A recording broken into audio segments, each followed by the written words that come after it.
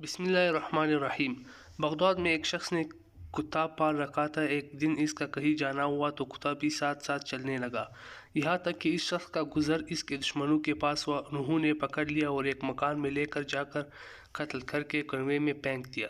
کتا ان کے دروازے پر پڑا رہا۔ ان لوگوں میں سے ایک شخص باہر نکلا تو کتا اس کا کاٹنے کو دوڑا۔ اس نے لوگوں کو مدد کے لیے پکارا اور بمشکل جان بچائی، مگر اس واقعے کی اطلاع خلیفہ کو بھی ہوئی تو خلیفہ نے اس شخص کو بلایا اور پوچھا، آخر کیا وجہ ہے کہ کتا تیرے پیچھے کیوں پڑ گیا؟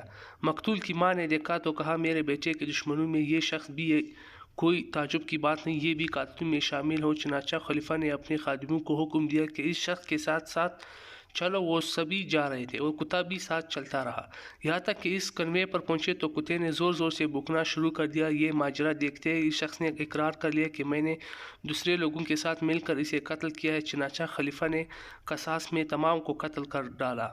کتا بھی اپنے مالک کا اتنا وفادار ہے کہ اس کا نمک کھاتا ہے تو پھر اس کی چوکھٹ سے لگا رہتا ہے اور اپنی وفاداری کا حق ادا کر دیتا ہے۔ لیکن ہم انسان اپنے رب العالمین سے کیسے غافل ہوئے کہ اس کی ہر طرح کی نعمت کے باوجود دنیا میں ایسے کھو گئے کہ اپنے رب کو بھول گئے اور اس کے ناشکرے ہو گئے۔